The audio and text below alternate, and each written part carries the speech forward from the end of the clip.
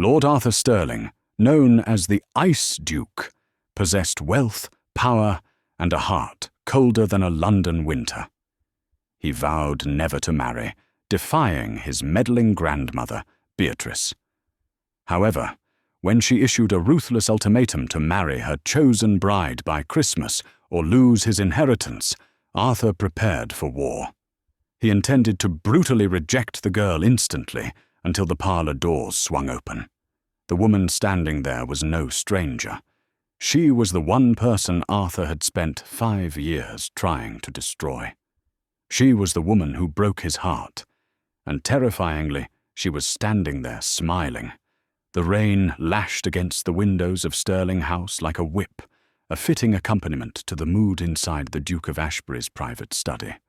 Arthur Sterling, the 9th Duke of Ashbury, stood by the fireplace, staring into the dying embers. He was 32, broad-shouldered, with eyes the colour of tempered steel, and a reputation that kept half of London's debutantes terrified and the other half intrigued. They whispered that he had no heart, that it had been buried 5 years ago, along with his younger brother, in a tragic riding accident. "You are pacing, Arthur. It creates a draught." A sharp voice cut through the silence. Arthur turned. Sitting in his high-backed leather chair, his chair, was the Dowager Duchess Beatrice. At 78, she was small, bird-like, and possessed a spine made of titanium. She was the only person in England Arthur feared. "I am not pacing, grandmother. I am waiting for you to explain why you interrupted my meeting with the Prime Minister to summon me here." Beatrice took a sip of her tea, her wrinkled hands steady. "The Prime Minister is a bore, Arthur, and you are 32. It is time we addressed the matter of the succession." Arthur sighed, leaning his arm against the mantel. "We have discussed this. My cousin Frederick is my heir. If I die, the dukedom goes to him. The line is secure." "Frederick," Beatrice scoffed, the sound sharp as a pistol crack. "Frederick is a gambler and a fool who would turn Ashbury Hall into a brothel within a fortnight. I will not have it. You need a wife. You need a son. And I have told you," Arthur said, his voice dropping an octave. "I will not marry. I have no desire to bring a woman into this house, to subject her to the misery that seems to cling to our name. Drama suits you, but it bores me," Beatrice said, setting her cup down. She reached into her reticule and pulled out a folded parchment. "I have taken the liberty of solving the problem for you. I have selected your bride." Arthur froze. A cold fury began to rise in his chest. "You did what?" "I have arranged a match. The contract is drawn. The lady has agreed. The wedding is set for Christmas Eve." "Christmas Eve? That is 3 weeks away." Arthur laughed, a harsh, mirthless sound. "You have lost your senses. I am the Duke of Ashbury. I do not get arranged like cattle. I refuse." Beatrice didn't blink. "Read the codicil to your grandfather's will, Arthur. The one I had the lawyers unseal this morning." Arthur snatched the paper she held out. His eyes scanned the dense legal text. Clause 4, Section B, regarding the control of the unencumbered assets. He looked up, his face pale. This says you control the liquidity of the estate until I am married." "Precisely," she smiled, a thin, dangerous expression. "You have the title, Arthur, and the land. But I control the money, the investments, the bank accounts, the maintenance funds for Ashbury Hall, even the allowance for your precious stables. If you do not marry the woman I have chosen by Christmas Eve, I will cut the purse strings. You will be a duke in name, living in a crumbling house, unable to pay your servants." "This is blackmail," Arthur snarled, crumpling the paper. "This is duty," Beatrice corrected. "You have wallowed in your grief for too long. I have chosen a woman of impeccable breeding, strong character, and unique circumstances. She needs this marriage as much as you do." "I don't care who she is," Arthur spat. "Is she one of the giddy Tinsley sisters? Or perhaps Lady Charlotte, who giggles when she sees a horse? I will not do it." "She is waiting in the blue drawing-room," Beatrice said, standing up with the help of her cane. "Go and meet her. If you walk out of that room and still refuse, I will sign the order to freeze your accounts tomorrow morning." Arthur gritted his teeth. He had no choice. He would go to the blue drawing-room. He would look this unfortunate girl in the eye. And he would be so terrifyingly cold, so brutally honest about his lack of affection, that she would run screaming into the night. He would make her break the engagement. That way, his grandmother couldn't blame him. "Fine," Arthur said, straightening his coat. "I will meet your puppet. But don't expect a wedding. Expect a resignation." He turned on his heel and stormed out of the study, his boots echoing loudly on the marble floor of the corridor. He reached the heavy oak doors of the blue drawing-room. He paused, composing his face into a mask of indifferent cruelty. He threw the doors open. The room was lit by the soft glow of the fireplace. A figure stood by the window, looking out at the rain. She was wearing a dress of deep crimson velvet, a stark contrast to the gloom of the storm outside. "Madam," Arthur boomed, stepping into the room, "let us dispense with the pleasantries. My grandmother has forced this meeting, but I assure you—" The woman turned. Arthur's voice died in his throat. The air left his lungs. It wasn't a debutante. It wasn't a stranger. Standing there, with hair the color of midnight and eyes that held the wreckage of 1,000 storms, was Lady Clara Hawthorne, the widow, the outcast, the woman society called the Black Widow of Sussex, and the woman Arthur had once loved before she betrayed him to marry a richer man 5 years ago. The silence in the room was heavier than the velvet drapes. A log shifted in the fireplace, sending a shower of sparks up the chimney, but neither of them flinched. Clara Hawthorne looked different than Arthur remembered. 5 years ago, she had been soft, smiling, a girl who smelled of lavender and promised him forever in the hidden gardens of this very estate. Now, at 27, she was sharper. Her cheekbones were more pronounced, her skin paler. There was a guardedness in her posture that hadn't been there before. But her eyes, those violet blue eyes, were exactly the same. "Arthur," she said. Her voice was steady, but he saw her fingers tighten around the fan she held. "Clara," he breathed, the name tasting like ash in his mouth. Then the shock was replaced by a surge of old, hot anger. He stepped further into the room, closing the door behind him with a definitive click. "So, this is Beatrice's game. She chooses the one woman she knows I despise." Clara lifted her chin. "She chose the one woman who wouldn't be afraid of you." Arthur laughed, a cruel sound. "Afraid? You should be terrified, Clara. Do you think I have forgotten? Do you think I have forgiven?"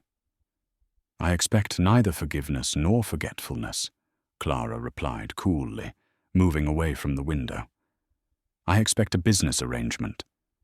That is what your grandmother proposed." "A business arrangement," Arthur repeated, pacing toward her. "Is that what we are calling it? You broke our engagement 5 years ago, via a letter, I might add, to marry Lord Hawthorne because he was a marquis, and I was merely a second son at the time. You chased the title. You chased the money." "I did what was necessary," Clara said, her voice dropping to a whisper. "And now?" Arthur stopped inches from her. He could smell her perfume. Sandalwood now, not lavender. "Hawthorne is dead. Rumor says you killed him." Clara didn't flinch, though her eyes flashed with pain. "The coroner ruled it a heart attack. The gossips ruled it murder. I see you prefer the gossip columns to the truth, Your Grace. I prefer character, Arthur snapped. Something you lack. Why are you here, Clara? Surely the late Marquis left you with enough gold that you don't need to sell yourself to me. He left me with nothing, Clara said, her voice stark. Nothing but debts and a reputation so tattered I cannot walk down Bond Street without being hissed at. My father is ill, Arthur. If I do not secure funds by the new year, he will be thrown into debtor's prison, and our family estate will be auctioned off. Arthur stared at her. He wanted to enjoy this. He wanted to revel in the fact that the woman who broke his heart was now destitute and begging. But looking at her, standing proud despite her desperation, he felt a twisting ache in his chest. So you came to Beatrice, Arthur surmised. She came to me, Clara corrected. She offered a deal. I marry you, provide you with the appearance of a stable household, and she clears my father's debts. She also said— Clara hesitated. Said what? She said you were drowning, and that you needed someone who knew how to swim in dark waters. Arthur turned away, walking to the drink cart to pour a brandy.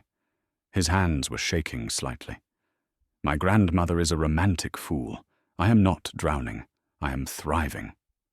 You are alone in a draughty house, shouting at ghosts, Clara said softly. Arthur downed the brandy in one swallow and slammed the glass down. I refuse. I will not marry you.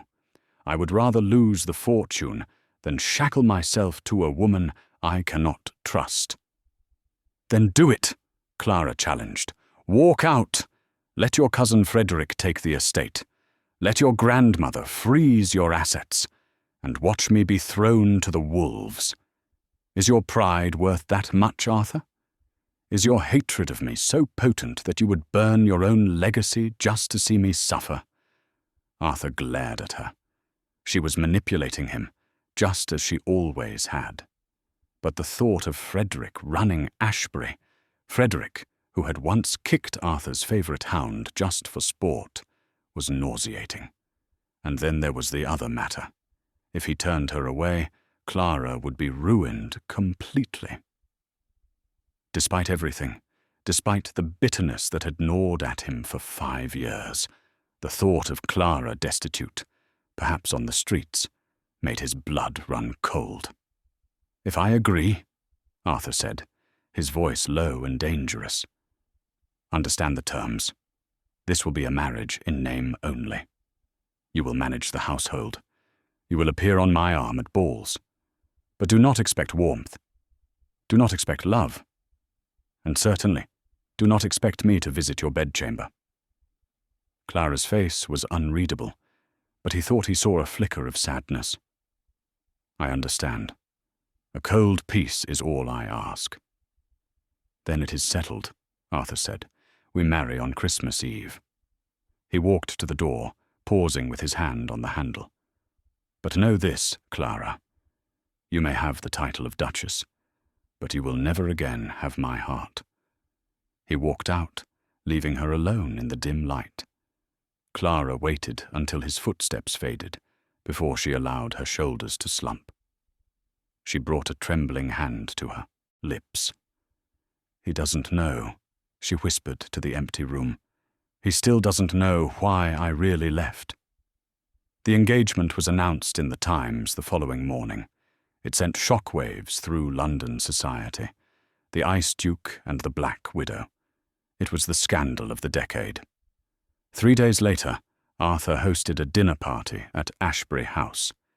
It was Beatrice's idea, of course, a way to solidify the union in the eyes of the ton. The dining room was a masterpiece of crystal and silver, but the atmosphere was toxic. Arthur sat at the head of the table, Clara at his right.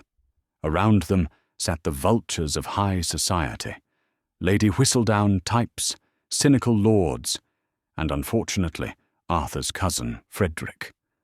Frederick was a man who looked like he had been soaked in oil, Slick hair, slick smile, slick manners. "So," Frederick drawled, raising his wine glass. "To the happy couple. Though I must admit, cousin, I was surprised. I thought you had better taste than to pick up Hawthorne's leftovers." The table went silent. Arthur's hand clenched around his fork. "Careful, Frederick." "Oh, come now," Frederick laughed, looking around the table for support. "We all know the stories. Poor old Hawthorne died clutching his chest after a cup of Lady Clara's special tea. One has to wonder if Ashbury has a food taster employed." Clara sat perfectly still, her face pale. She didn't look at Arthur. She was used to this. She had endured it for 2 years. "The coroner's report was clear," Clara said quietly. "It was a heart defect. A defect discovered very conveniently after he changed his will to leave you. Oh, wait, he left you nothing, didn't he?" Frederick sneered. "Perhaps that's why you're here, digging for gold in a new mine." "That is enough," Arthur said. His voice wasn't loud, but it carried a weight that vibrated through the table. "I'm just looking out for you, Arthur." Frederick feigned innocence. "I'd hate to see you end up like Hawthorne. Or perhaps like your brother. Another tragic accident." The air left the room. Bringing up Arthur's brother, William, was the one unforgivable sin in Ashbury House. William had died in a riding accident that Arthur blamed himself for. He had saddled the horse that threw him. Arthur stood up. His chair scraped violently against the floor. "Get out," Arthur said. "Arthur, really, get out." Arthur pointed to the door. "If you are not gone in 10 seconds, I will have the footman throw you through the window." Frederick sneered, standing up and adjusting his cravat. "Touchy. Enjoy your bride, cousin. I'll be waiting in the wings when it all falls apart." Frederick sauntered out. The guests were terrified, staring at their plates. Arthur looked down at Clara. He expected to see her crying. Instead, she was looking at him with an expression he couldn't quite place. Gratitude? Awe? "I apologize for my cousin," Arthur addressed the table stiffly. "Dessert will be served in the parlor." Later that night, Arthur retreated to the library. He was pouring himself a drink when the door creaked open. It was Clara. "You defended me," she said, standing by the doorway. "I defended my family name," Arthur corrected, not looking at her. "He insulted the future Duchess of Ashbury. It is an insult to the house." "Is that all it was?" Clara stepped closer. "Because for a moment, you looked like the Arthur I used to know, the one who couldn't bear to see a bird with a broken wing." "That Arthur is dead," he said harshly. "Don't go looking for him." "I don't believe that," Clara said. "I saw your face when he mentioned William. You still carry that guilt, don't you? You think you don't deserve to be happy." Arthur slammed his glass down. "You know nothing of my guilt. You left. You left when I needed you most. William died 3 months after you ran off with Hawthorne. I buried my brother alone, Clara. Where were you then?" "I wanted to be there," Clara cried, her composure finally cracking. "I wrote to you. I wrote you a dozen letters." "I received no letters," Arthur said coldly. Clara froze. "What?" "I never received a single letter from you after the note breaking our engagement." Clara's eyes went wide. "But I sent them. I sent them to your grandmother. I begged her to pass them to you. I told you I was sorry, I told you." She stopped, biting her lip. "Told me what?" Arthur narrowed his eyes. "It doesn't matter," Clara whispered, backing away. "If you didn't get them, then someone intercepted them." "Or you are lying," Arthur said, "trying to rewrite history." "I am many things, Arthur, but I am not a liar," Clara said firmly. Ask Beatrice. Ask her about the letters." She turned and fled the room. Arthur stood there, his heart pounding. Beatrice. Could his grandmother have hidden Clara's letters? And if so, why? He moved to leave the library, intending to confront his grandmother immediately, but a shadow in the hallway caught his eye. He paused, peering into the darkness. He saw one of the housemaids, a young girl named Tilly, slipping something into her apron pocket as she hurried away from the library door. She looked terrified. "Tilly!" Arthur called out. The girl jumped and dropped the object. It slid across the floorboards. Arthur walked over and picked it up. It was a small, velvet pouch. Inside was a heavy gold ring with a ruby setting. Arthur recognized it instantly. It was Frederick's ring. "What are you doing with this?" Arthur demanded. Tilly burst into tears. "I'm sorry, Your Grace. Lord Frederick, he gave it to me. He told me to plant it in Lady Clara's jewellery box." Arthur went still. "Why?" He said if I did it, he'd pay for my mother's surgery." "He wants to call the constable tomorrow," Tilly sobbed. "He wants to accuse her of theft. He said if she's arrested, the wedding can't happen." Arthur closed his hand around the ring, the metal biting into his palm. Frederick wasn't just being a nuisance. He was actively trying to frame Clara. He was trying to stop the marriage. But why? Frederick was the heir. If Arthur didn't marry, Frederick got everything eventually. Why was he so desperate to stop this specific marriage now? Unless Beatrice's threat to cut the money off was actually a threat to the estate itself? Or perhaps Frederick had debts of his own that couldn't wait for Arthur to die of old age? Arthur looked at the crying maid. "Go to your room, Tilly. Say nothing to anyone. If Frederick asks, tell him it is done." "Yes, Your Grace," she whispered and ran off. Arthur stood in the dark hallway. The game had changed. This wasn't just a marriage of convenience anymore. It was a battlefield. And for the first time in 5 years, Arthur felt a flicker of the protective instinct he thought he had lost. Someone was coming for Clara, and God help them, they would have to go through the Duke of Ashbury first. Arthur did not sleep. The image of the gold ring in the maid's trembling hand burned in his mind, but it was Clara's words that haunted him more. "I wrote you a dozen letters." At first light, Arthur marched to the Dowager's private wing. He didn't knock. He threw open the doors to Beatrice's sitting room, startling the maid who was arranging fresh flowers. "Leave us," Arthur commanded. The maid curtsied and fled. Beatrice sat in her armchair by the window, already dressed in stiff black silk. She didn't look surprised. "You look terrible, Arthur. Grief does not suit you, and neither does anger." "Where are they?" Arthur asked, his voice low and trembling with suppressed rage. Beatrice feigned ignorance, adjusting her shawl. "Where are what?" "The letters." Arthur slammed his hand on the small table beside her, making the china rattle. Clara's letters. The ones she sent 5 years ago. The ones she sent after she married Hawthorne. "Do not lie to me, grandmother. I know you have them." Beatrice stared at him for a long moment. Then, with a heavy sigh, she reached into the hollow compartment of her writing desk. She pulled out a bundle of envelopes tied with a faded blue ribbon.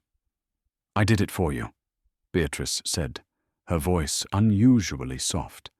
"You were broken, Arthur. William had just died. Clara had married that monster. I thought reading her excuses would only twist the knife deeper. I thought if you hated her, you would heal faster." Arthur snatched the bundle from her hand. His fingers brushed the parchment. Clara's handwriting. He felt a physical blow to his chest. He didn't wait. He tore the ribbon and ripped open the top letter. It was dated 2 days after her wedding to Hawthorne. "My dearest Arthur, Please, you must understand. I did not marry him for gold. I married him for William." Arthur froze. "William?" He read on, his eyes scanning the frantic, tear-stained scrawl. "Hawthorne came to me the night of the masquerade. He had William's ledger. Your brother. Oh, Arthur, William had gambling debts, huge ones. But worse, he had forged your father's signature to cover them. Hawthorne had the proof. He was going to take it to the magistrate. William would have been arrested, the Ashbury name ruined, your inheritance seized.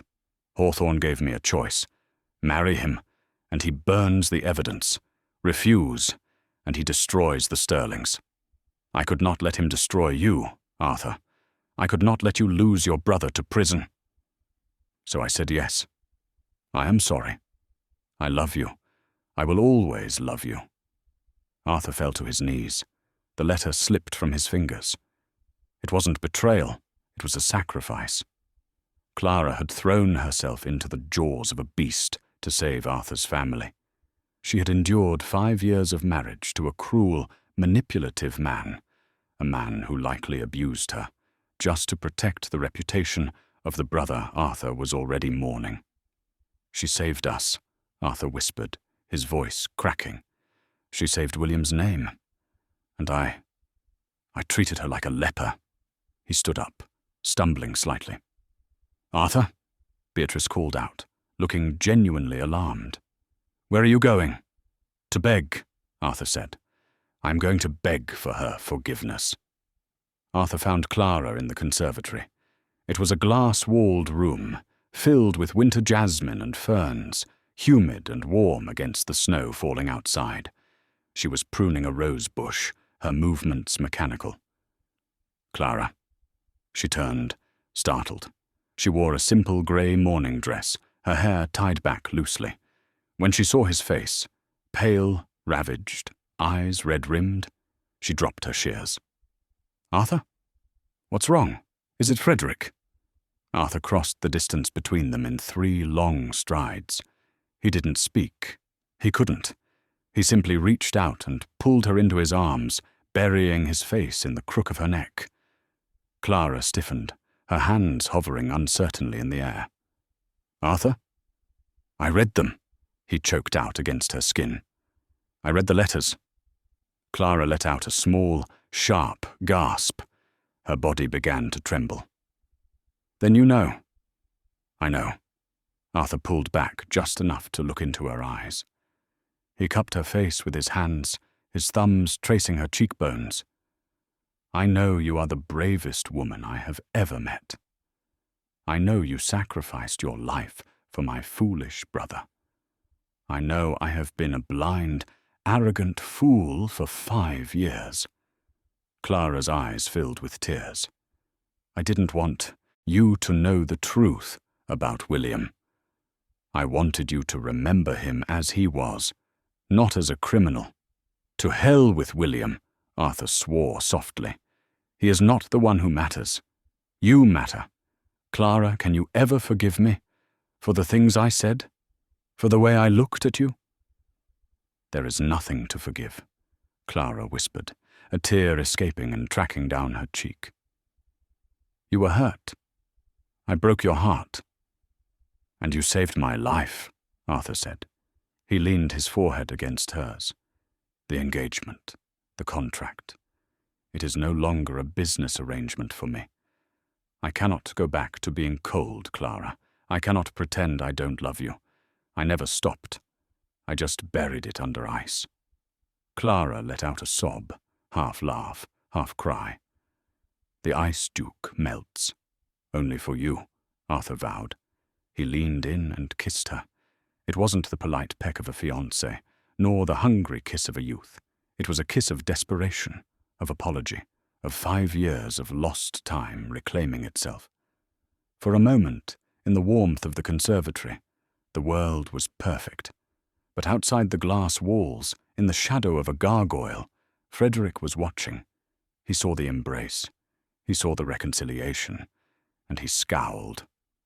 "So," he muttered to himself, turning up his collar against the wind. Love has returned to Ashbury. How inconvenient. I suppose I shall have to kill them both. The days leading up to Christmas Eve were a blur of frenetic activity. The wedding was 3 days away. The atmosphere in Ashbury House had transformed. Where there was once tension, there was now a palpable warmth.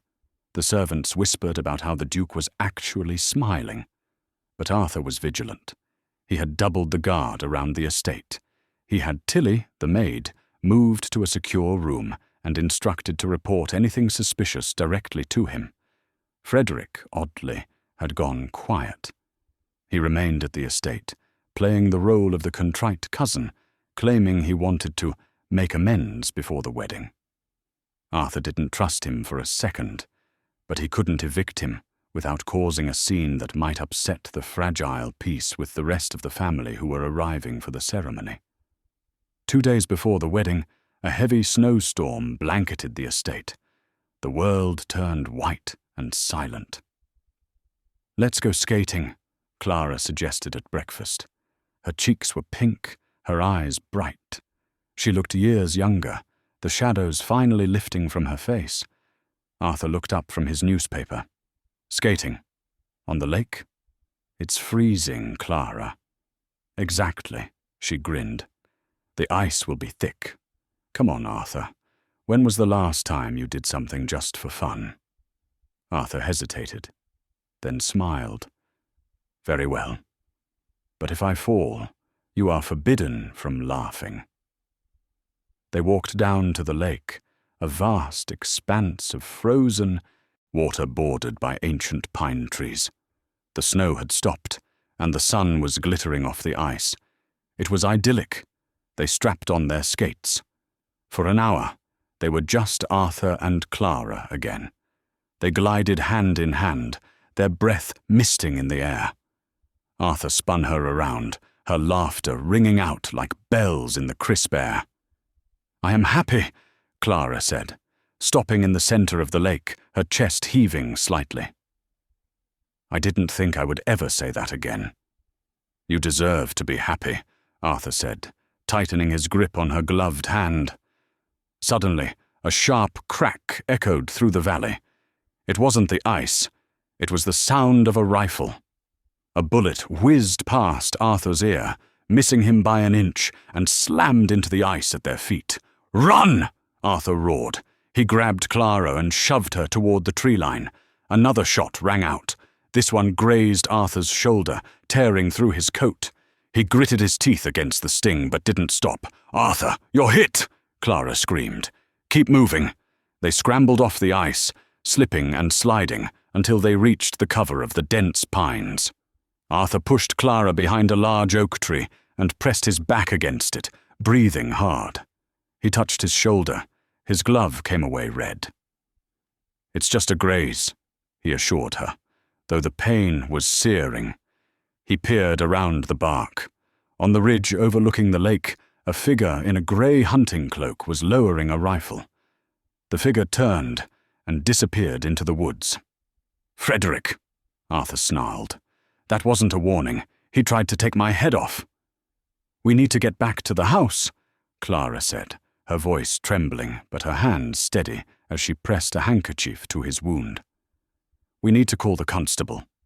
"No," Arthur said, his eyes darkening. "The house isn't safe. If he missed here, he'll try there. He's desperate. He knows once we marry, his claim to the fortune is gone forever." "Where can we go?" Arthur looked deeper into the woods. "The old gamekeeper's cottage. It's abandoned, about a mile north. He won't look for us there. We wait until dark, then I circle back and take him down." "We circle back," Clara corrected, her jaw set. "I am not leaving you." Arthur looked at her. The fear was there, but the steel was back in her spine. The Iron Duchess indeed.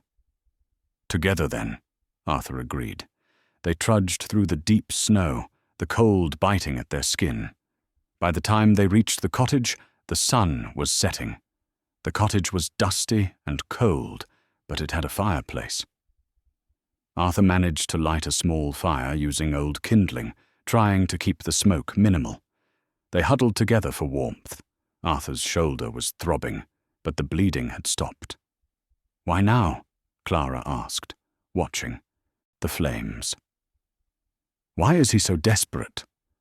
"Because of the debt," Arthur realized, staring into the fire. "I had my solicitor look into Frederick's finances yesterday.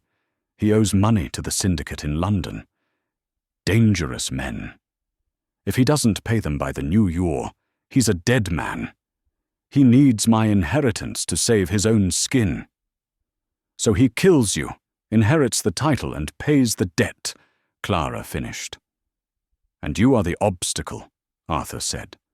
"As long as I am alive, or if I have a wife who could be carrying an heir, he gets nothing." Suddenly, the door to the cottage kicked open. Arthur sprang up, putting himself between Clara and the door. Standing in the doorway was not Frederick. It was 3 men. Rough-looking men with scars and heavy coats. They held cudgels and knives, and behind them, stepping into the firelight with a pistol in his hand, was Frederick. "Found you," Frederick smiled, though he looked sweaty and manic. "You really shouldn't leave tracks in fresh snow, cousin. It's Scouting 101. "Frederick, this is madness," Arthur said, his voice calm. "These men, are they the syndicate? You're bringing thugs onto Ashbury land?" "They're here to collect," Frederick said, his eyes twitching. "And since I don't have the money yet, I promised them a bonus if they helped me speed up the inheritance process." One of the thugs stepped forward, tapping a club against his palm. "Which one do we do first, boss?" Frederick pointed the gun at Clara. "The woman first. I want Arthur to watch. I want him to know how it feels to lose everything." Arthur's hand drifted to the fire poker, resting against the hearth. He had one weapon. There were 4 of them. The odds were impossible. But then Clara stood up. "Wait!" she shouted. Her voice was commanding, echoing off the stone walls. The thugs paused. Even Frederick blinked. "You want money?" Clara said, stepping out from behind Arthur. "I know where the Ashbury diamonds are hidden." "Clara, what are you doing?" Arthur hissed. "Shut up, Arthur," she snapped, playing the part perfectly. She looked at Frederick. "The old family vault. The one Beatrice keeps the key to. I know where the spare key is. Millions of pounds in jewels. Arthur doesn't even know about them." Frederick's greed flared in his eyes. "The diamonds. The ones lost in the war?" "They weren't lost," Clara lied smoothly. "Beatrice hid them. I can take you to them, but you have to let Arthur go." "Clara, no!" Arthur lunged, but the thug with the club slammed it into Arthur's stomach. Arthur doubled over, gasping for air. "Fine," Frederick grinned. "Show us the diamonds. If you're lying, I'll shoot you both." He gestured to his men. "Tie the Duke up. Leave him here. We'll take the lady to the house." As the men moved to grab Arthur, Clara caught Arthur's eye. She gave a microscopic nod, glancing at the heavy iron poker he had dropped. She wasn't surrendering. She was separating the group. She was taking Frederick and 2 men away, leaving Arthur with only 1 guard. She was giving him a chance to fight. "Let's go," Clara said, walking toward the door with her head held high. Frederick followed her out, leaving 1 large brute to guard the wheezing Duke. Arthur waited until the door closed. He waited until the footsteps faded. The guard laughed, turning his back to grab a bottle of wine from the shelf. "Looks like your missus sold you out, Gov." Arthur straightened up. The pain in his stomach was agonizing, but his rage was a powerful anesthetic. "She didn't sell me out," Arthur whispered, picking up the iron poker. "She just unleashed the wolf." He swung. Arthur did not stop to check if the guard was breathing. He grabbed the man's coat and the knife from his belt, then burst out of the cottage into the snow. The wind howled, cutting through his thin shirt, but the fire in his veins kept him warm. He ran. He ran until his lungs burned, forcing his injured body through the drifts toward the stables. Inside the main house, Claraara was playing a dangerous game. She led Frederick and his 2 hired thugs through the dim corridors of the east wing. This section of the house was older, drafty, and rarely used. "Keep walking," Frederick growled, pressing the pistol into the small of her back.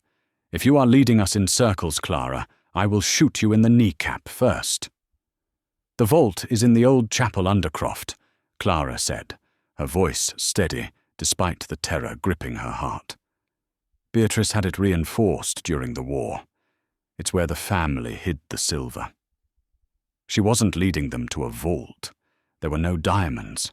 The Ashbury fortune was in land and stocks, not piles of jewels. She was leading them to the only place in the house with a door thick enough to hold sound and a lock that could only be opened from the outside. They reached the heavy iron door of the crypt. "Here," Claraara pointed. "The key is under the stone archway." Frederick shoved her aside and began feeling around the dusty stonework. "Help me look," he barked at his men. While their backs were turned, Claraara looked down the long, dark hallway. She needed a weapon. A candlestick, a vase, anything. Suddenly, a shadow detached itself from the darkness at the end of the hall. Arthur. He was wet, bloody, and looked like a demon rising from hell.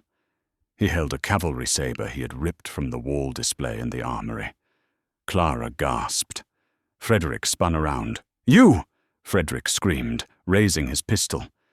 But he was too slow. Arthur didn't stop to duel.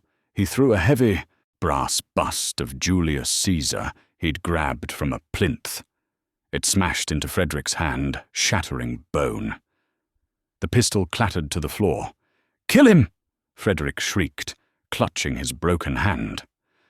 The 2 thugs drew their knives and charged. Arthur met them with the cold precision of a man who had been trained for war. He parried the first thrust, the steel ringing out in the stone corridor, and kicked the second man hard in the chest, sending him sprawling. Claraara didn't stand idle. She grabbed the heavy iron key Frederick had been searching for, which was actually sitting in the lock of the door, and swung it with both hands, cracking the first thug over the head, just as he lunged for Arthur's exposed side. The man crumpled. Arthur disarmed the second thug, holding the saber to his throat. "Run!" Arthur snarled. "Run before I forget I am a gentleman." The thug scrambled away, leaving his unconscious partner behind. That left Frederick. The cousin was backing away, his face white with pain and fear. "Arthur, wait! It was just a misunderstanding. The debts! They were going to kill me! I had no choice!" Arthur stepped over the unconscious thug, the saber tip lowering to point at Frederick's heart. "You always had a choice, Frederick," Arthur said, his voice deadly calm. "You chose greed. You chose to frame a woman. You chose to try and murder your own blood." I can fix this," Frederick stammered, hitting the wall. "I'll leave England. You'll never see me again." "You are right about that," Arthur said. But before Arthur could strike, or spare him, a cane cracked sharply against the back of Frederick's knees. Frederick howled and collapsed to the floor. Standing behind him, looking immaculate in her black silk despite the chaos, was Dowager Duchess Beatrice. Behind her stood the estate gamekeeper and 3 footmen, all armed with shotguns. "I believe," Beatrice said, adjusting her lace cuffs, "that the police are already on their way, Frederick.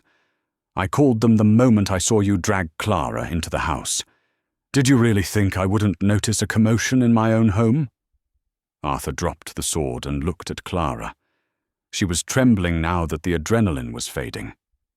"Clara," he breathed. He pulled her into a crushing embrace, not caring about the blood or the audience. She buried her face in his chest, sobbing. "You came back," she wept. "I will always come back," Arthur vowed. Beatrice looked down at the whimpering Frederick, then at the embracing couple. For the first time in years, a genuine smile touched her lips. "Well," she said to the gamekeeper, "take this trash to the cellar until the constable arrives.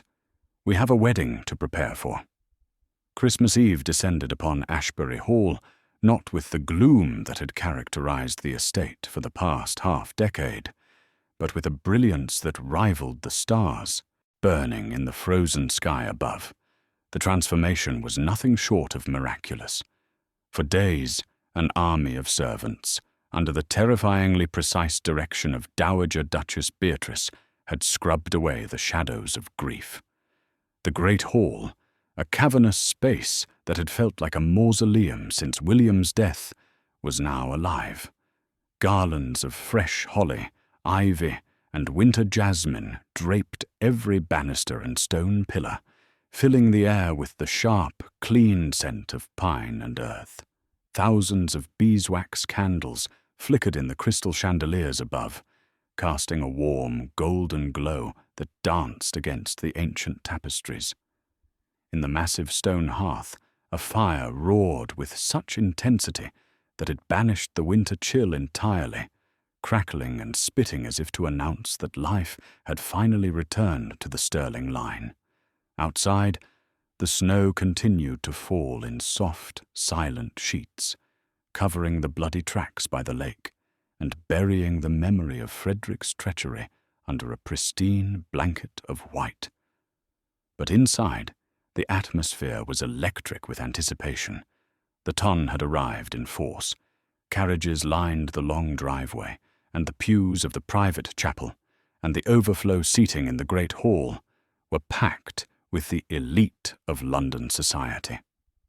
They had not come to celebrate love. They had come to witness a spectacle. They came to see the Ice Duke bind himself to the Black Widow in what they assumed was a cold, mercantile transaction. Behind their fans of silk and lace, they whispered. They murmured about the rumors of police at the estate earlier that day, about the Duke's injured arm, and about the sheer audacity of Clara Hawthorne showing her face in polite society again. "She's desperate," a viscountess whispered to her neighbor, "and he is heartless. It will be a miserable match. I give it 6 months." Arthur stood at the altar, waiting. He ignored them all. He wore a coat of midnight blue velvet, tailored to accommodate the sling that held his injured arm close to his chest. His face, usually a mask of impenetrable stone, was pale, and a fine sheen of sweat dotted his brow. Not from the pain of his wound, but from a nervousness he hadn't felt since he was a boy. He wasn't thinking about the murmuring crowd or the scandal. He was thinking about the woman behind the heavy oak doors. The organ music swelled, a triumphant, resonant chord that silenced the whispers instantly. The doors groaned open. The collective intake of breath from the congregation sucked the air from the room. Clara did not look like a woman defeated. She did not look like a widow seeking salvation. She looked like a queen claiming her throne. She had eschewed the traditional virgin white, which the gossips would have mocked. Instead, she wore a gown of shimmering silver and pale ice-blue silk, embroidered with delicate patterns of winter roses that seemed to climb up the bodice. It caught the candlelight, making her appear as if she were woven from moonlight and frost. Her dark hair was swept up, exposing the long curve of her neck, and her eyes, those violet-blue storms, were fixed straight ahead. She saw no one but him. As she walked down the aisle, the cynicism of the crowd began to crack. They looked for fear in her eyes, and found only courage. They looked for shame, and found only dignity. When she reached the altar, Arthur stepped forward. He reached out with his good hand, his fingers trembling slightly until they closed around hers. Her skin was warm, grounding him. "You look—" Arthur started, his voice rough with an emotion he could no longer suppress. He searched for a word that could encompass the vision before him, and failed. "Like a duchess?" Clara teased softly, a small private smile touching her lips that was meant only for him. "Like my life," he whispered back, the raw honesty of it making her breath hitch. The vicar, an elderly man who had baptized Arthur, cleared his throat and began the liturgy. The ancient words washed over them, but the tension in the room remained. The guests were still waiting for the other shoe to drop, for the coldness to return. When the time came for the exchange of rings, Arthur turned. He did not face the vicar. He turned his back to the altar and faced the congregation. The silence that fell was absolute. A pin dropping would have sounded like a cannon blast. Arthur looked out at the sea of faces, the people who had scorned Clara, who had isolated her, who had believed the worst of her for 5 years. His eyes were steel, but they were no longer cold. They were burning with a fierce, protective fire. "Before we proceed," Arthur's voice boomed, projecting to the very back of the hall without a tremor, "I wish to make something clear to every person in this room." He paused, letting the weight of his stare settle on the most vicious gossips in the front rows. "For years, society has judged this woman," Arthur said, gesturing to Clara, who stood tall beside him. "You called her names. You shunned her. You whispered that she married the late Marquis for his title and his gold. You wrote her off as a villainess." He took a breath, his voice dropping an octave, becoming dangerous. "I stand here today to tell you that you were wrong. Lady Clara didn't marry for greed. She sacrificed her own happiness, her own freedom, and her own heart to save the Ashbury honour. She endured a living hell to protect my family from ruin. She is not merely a lady of breeding. She is the noblest, bravest soul I have ever known."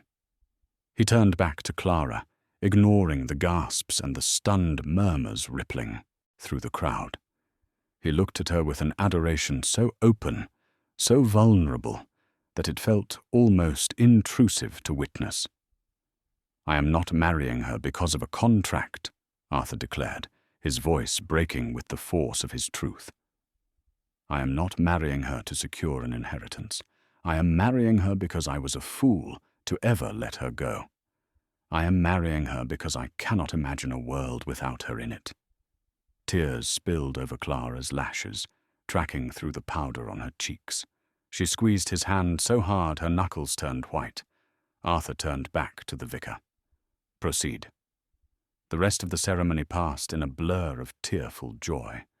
When Arthur said, "I, Arthur, take thee, Clara," it was a vow forged in fire and blood. When they kissed, it wasn't the polite peck of aristocrats. It was deep and lingering, a seal upon a bond that had survived death, betrayal, and time itself. The applause that followed was thunderous. It started with Beatrice, who sat in the front row, tapping her cane emphatically against the stone floor, her eyes shimmering with unshed tears. The rest of the room followed, swept up in the undeniable power of the moment. Even the cynics found themselves wiping their eyes. The reception that followed was legendary. The tension of the past weeks dissolved into a celebration of genuine relief. Wine flowed, music played, lively waltzes and reels that filled the hall with laughter. Arthur and Clara took the floor for the first dance. Because of his shoulder, they could not move fast. They swayed slowly to a hauntingly beautiful melody. Arthur held her close, his good arm wrapped firmly around her waist, while she rested her hand gently on his velvet lapel. "They are all looking at you," Clara whispered, glancing at the periphery where the guests watched in envy. "Let them look," Arthur murmured, brushing his lips against her temple. "I only see you." Hours later, long after the heavy feast had been consumed and the guests had begun to drift away or retire to their chambers, Arthur and Clara escaped, They found sanctuary on the high stone balcony overlooking the estate. The snow had stopped falling. The moon was full, casting a silver light over the endless white fields of Sussex. The air was crisp and cold, but neither of them felt it. "It is finally over," Clara said softly, leaning into his side, careful of his wound. "Frederick is in custody. The debts are cleared. And your grandmother." She paused, shaking her head with a smile. "She looks like the cat who got the cream." Arthur chuckled, the sound low and rich. "She is victorious, though she confessed something to me before the ceremony." Clara looked up at him, her brow furrowing. "Confessed what?" "She told me that she never actually picked you," Arthur said, turning to face his wife. "I don't understand," Clara said. "She sent the carriage. She drew up the contract. She threatened to bankrupt you if you didn't marry me." "True," Arthur smiled, reaching up to tuck a stray lock of dark hair behind her ear. "But she said she didn't pick you because she wanted an heir or because of your pedigree. She said she picked you because she knew you were the only woman I never stopped loving. She knew that if she forced us into a room together, the ice would eventually break." Clara's eyes widened. A soft laugh escaped her lips, a sound of pure disbelief and affection. "So, the Iron Duchess is a romantic, after all?" "A manipulative, ruthless romantic," Arthur corrected, grinning. "But I suppose we owe her a debt of gratitude." "We owe her a great-grandchild eventually," Clara teased, resting her head on his chest. "But not tonight." "No," Arthur agreed, wrapping his good arm around her and pulling her into the warmth of his body. "Tonight, we owe ourselves a honeymoon. Somewhere warm? Italy, perhaps?" "Anywhere," Clara promised, looking out at the moonlit snow. "As long as you are there." Arthur kissed her then, under the light of the Christmas moon. It was a kiss that tasted of winter and wine, of past pain resolved, and future joy promised. The ghosts of William and Hawthorne, the years of silence, the bitterness, it all drifted away like smoke in the wind. The Ice Duke had melted. The Black Widow had come home. And as the clock tower struck midnight, signaling the arrival of Christmas Day, Arthur Sterling held his bride and knew with absolute certainty that the best chapters of their story were yet to be written. And so, the scandal that was meant to tear Ashbury House apart became its greatest strength. Arthur and Clara's story reminds us that sometimes the things we think destroyed us are actually the things that prepared us for our true destiny. Frederick spent the rest of his days in a debtor's prison, while Arthur and Clara lived a long, full life, eventually filling Ashbury Hall with 4 children and enough noise to drive Dowager Beatrice crazy, though rumour has it she loved every minute of it. True love isn't about finding someone perfect. It's about finding the person who fights for you when the world turns cold. What did you think of Arthur and Clara's journey? Did you suspect the grandmother was playing matchmaker all along? Let me know in the comments below. If you enjoyed this story of romance, betrayal, and redemption, please hit that like button. It really helps the channel. And don't forget to subscribe and ring the bell so you never miss a new story. We have plenty more dramatic tales from history coming your way. Thanks for watching, and I'll see you in the next video.